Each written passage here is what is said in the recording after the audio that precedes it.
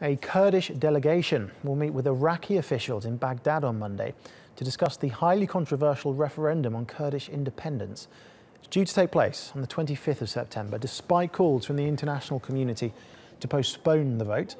The central Iraqi government is strongly opposed to the referendum, sparking fears that a premature vote could destabilize the region even further. Iraqi Kurdistan's call for independence dates back to the US invasion of Iraq in 2003. Well, for more on this, we're joined now by Sinan Hatahet. He's a Senior Associate Fellow at the Al-Sharq Forum. Thank you very much for talking to us. Firstly, why is this referendum penciled in for now? Why is it going ahead now? Well, the timing is actually very opportune. This is ongoing during the ongoing war against ISIS, and the post-ISIS era is actively being discussed in Iraq as we speak. So I think that Mr. Barzani has chosen a time where he can actually move forward with his plans, while the central government in Baghdad is still trying to deal with the latest reminiscent of ISIS in western Iraq.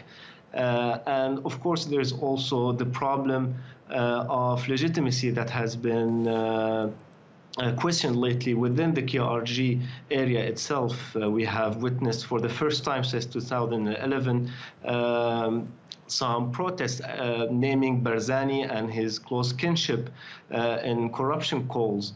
And this is basically the way that Erbil is trying to escape ahead of time and to put the independence question on the table, to assure from one part the legacy of Barzani, but also to escape the growing question about legitimacy of his legitimacy himself and also his son. And is there any reliable polling as to which way the vote is likely to go?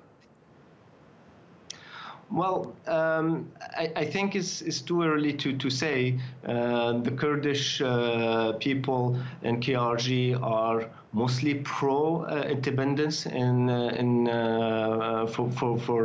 for the region. This has been a long dream they've been nurturing for some time, and I guess there is a high chance of achieving actually a positive yes in this referendum. But the question is much larger, because we are also speaking about some local foes that are not necessarily on the same page. We're speaking of PUK, of Talbani, but also the PKK, who is growing stronger. So how will they react to such a declaration that Barzani will completely assume on his own without necessarily sharing the glory? And what are the regional powers saying about this referendum, notably Iraq and Turkey? Turkey has its own concerns, especially with the growing unrest in Syria and also in Kandil region. We know very well that PKK has been actively reactivated in Kandil, and its Syrian affiliates has been enjoying also the lack of security and chaos in Syria in expanding their authority and claiming self-determined regions. So they are looking at the KRG's referendum of how could this actually benefit for the PKK indirectly.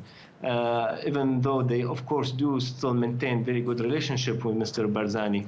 But in Iraq, it's a different story. In Iraq, Abadi has been playing the game of the possible Iraqi ally to the Americans, who's capable of actually ending the Iranian stronghold on Baghdad. And he has been complaining that the timing is not necessarily good, even though he is open to such discussions.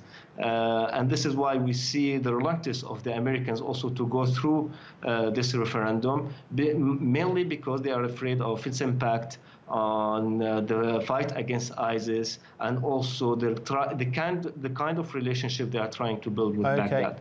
Okay, Sinan Hatahet, unfortunately time has run out, but thank you for talking to us.